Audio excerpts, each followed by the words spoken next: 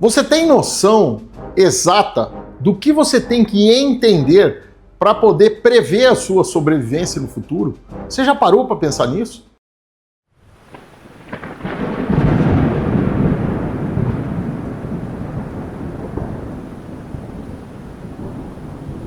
Hoje nós vamos fazer um vídeo diferente. Eu estou com um quadro de apoio aqui e tentarei marcar alguma coisa ali, apesar da minha letra não ser lá essas coisas, mas que possa facilitar o raciocínio de vocês, tá? Então vamos lá. Nós vamos começar falando de um assunto interessante e que vai nos balizar. Então a primeira coisa, eu vou falar da história humana. A história humana, tá? Quando a gente estuda no colégio, ela tem algumas divisões, não é isso? Então, eu vou fazer o seguinte, eu vou fazer um degrau aqui e nessa escada nós vamos colocar alguma coisa da evolução humana. Então, atualmente, nós estamos vivendo a idade contemporânea. Antes da idade contemporânea, nós vivemos a idade moderna. Antes da Idade Moderna, a Idade Média. Mais para trás ainda, nós vivemos a Idade Antiga. E, por fim, a Pré-História. Muito bem, o que tem a ver isso com sobrevivencialismo?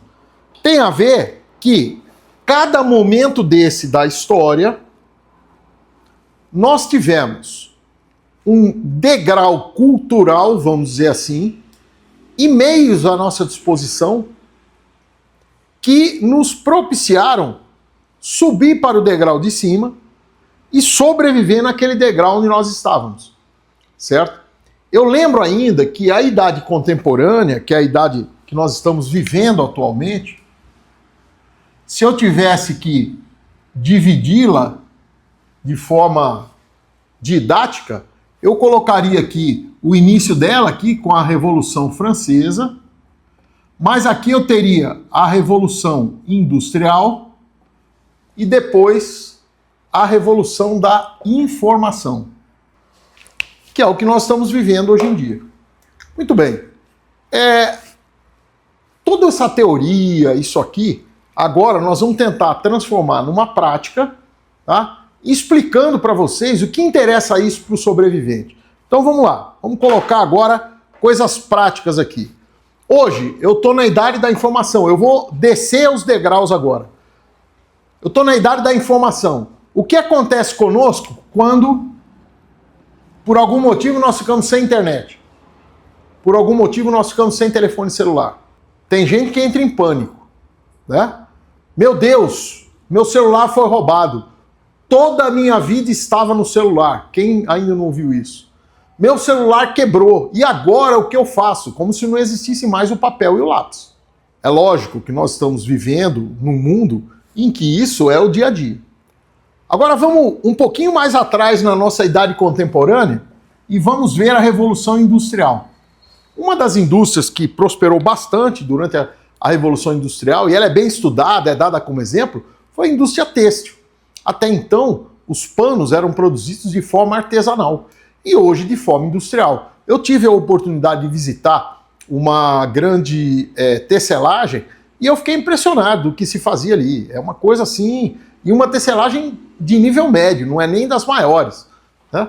E eu fiquei impressionado de ver como é que se produzia. Eles começam produzindo o tipo de fio que eles precisam, com fibras naturais, com fibras artificiais, com mescla de fibras, né? Para tecer com uma trama maior, uma trama menor, com mais fio, com menos fio. Então hoje nós fazemos o pano do jeito que a gente quer. E antigamente a gente usava o tear, a roca, né? Cardear o algodão. Quem quiser saber, procure no dicionário o que é cardear a fibra, tá? Então, eu falei aqui só na tecelagem, mas na Revolução Industrial foi quando nós tivemos uma grande quantidade de materiais sendo despejados para o consumo a um preço menor. Então a Revolução Industrial foi importantíssima para o que nós estamos vivendo hoje. Então, motores a vapor, máquinas de tecelagem, como eu falei, máquinas de produção de produtos de metal. A metalurgia se aperfeiçoou tremendamente durante a Revolução Industrial para produzir tipos de metais especiais. Então aqui foi muito interessante. E a Revolução Francesa, que marca o início dessa idade contemporânea? A Revolução Francesa nos trouxe alguns princípios culturais da sociedade moderna. Então, ela teve uma influência grande, iluminismo, etc. E aí eu não estou julgando aqui se está certo, se está errado, mas eu estou dizendo, teve uma influência muito grande cultural. Então, se eu deixasse isso aqui de lado, eu já ia cair aqui para trás, certo? Ia viver o período aqui de grandes navegações, eu ia viver o período de grandes monarquias, de grande organização política. Então, organização política, navegações, grandes descobertas, uma série de coisas que tem influência para a gente até hoje. Na época das navegações, nós não tínhamos a Revolução Industrial, então eu não tinha motor a vapor, ainda era vela. Ou seja, os meios que se trabalhavam aqui nessa época das grandes navegações eram meios muito restritos, certo? Então, quando a gente vê aqui na Idade Moderna tudo que aconteceu, a dificuldade que essas pessoas tinham de desenvolver esse tipo de atividade, tá? Bom, vamos baixar mais um degrau, Idade Média. Então, na Idade Média, tudo era feito de forma artesanal. Porque, como eu falei aqui na Idade Moderna, nas grandes navegações, por exemplo, existiam estaleiros especializados para fazer vários navios ao mesmo tempo.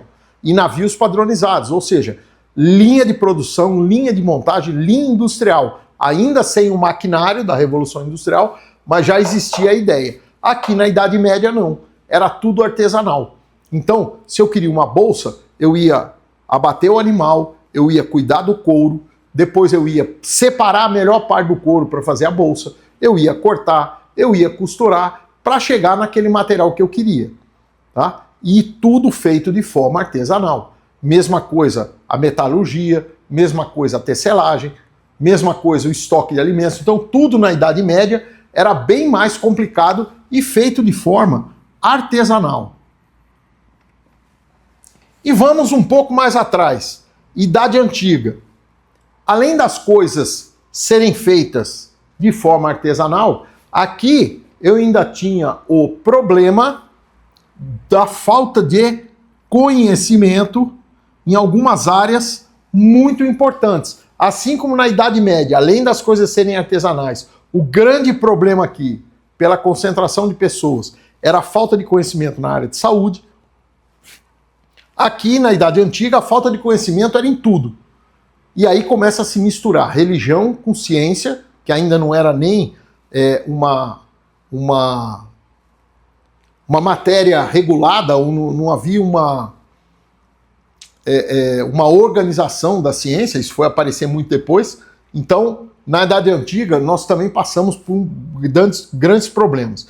E eu chego na pré-história. Quando na pré-história, eu não tinha nada além de pedra, fogo, água, couro e vegetais de uma maneira geral. Madeira, fibras, cordas.